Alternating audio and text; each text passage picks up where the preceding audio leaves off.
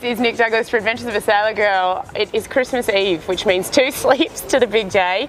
You are the navigator on Scallywag this year. I mean, it's going to be a rip-roar for the start for you guys. Just probably heading out on starboard for, I don't know, what, 6 hours or so? Well, yeah, look, it's, yeah, I mean, obviously looking pretty fast in the harbour, so that'd be nice and fun with some big sails up.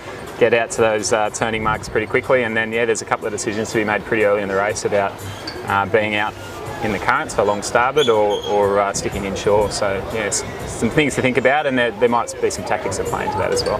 For sure. Now there's 3 maxis that are going south. This means, and I think any one of you honestly could win it. It's going to be incredibly tight. What's the strategy for you guys to play to your strengths? I mean, what do you need to do?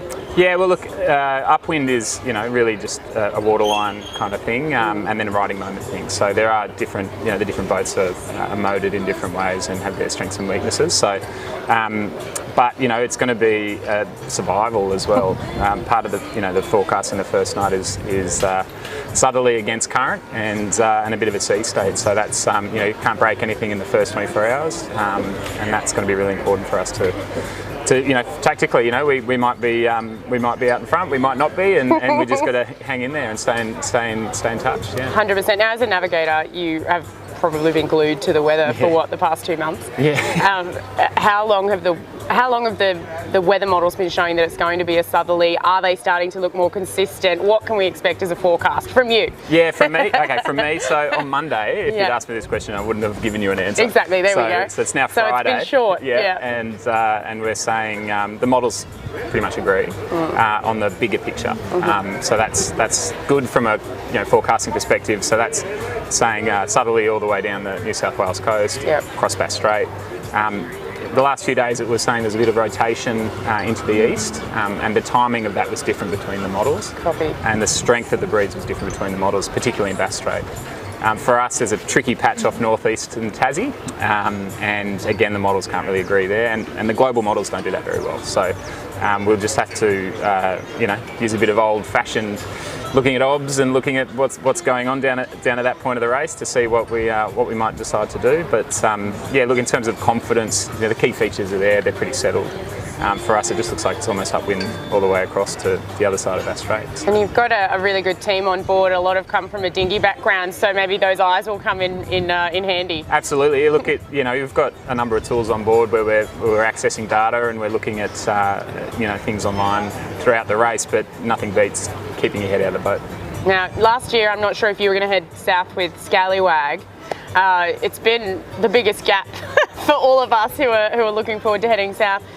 What number Hobart are you up to? Yep. What does this race mean to you? Yeah. What's it going to feel like once you actually get to that start line? I think a lot of people don't think the race is going to go ahead until that gun goes. Yeah, look, I was coming down with Stefan Racing last year, and so we were doing the delivery. Some were off probably the mid New South Wales coast, and just jumped on the satellite and saw that it had been cancelled. So a lot of heartbreak on that boat, getting it all together in short time frames. So and as you know, everybody else in the fleet the same way. So you know, yeah, look, really keen to get back into it. This is number 9 for me. So yeah, and what does it mean?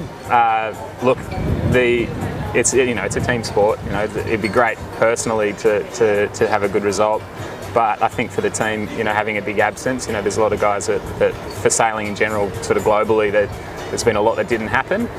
So it'd be nice to just, you know, have this race, do well, and have some momentum into next year, and you know, hopefully we can keep sailing and kick the program back off. So. Awesome. Yeah, it's quite an institution, the Scallywag and the Ragamuffin before that, and it's sort of carried on. Yeah, that's right.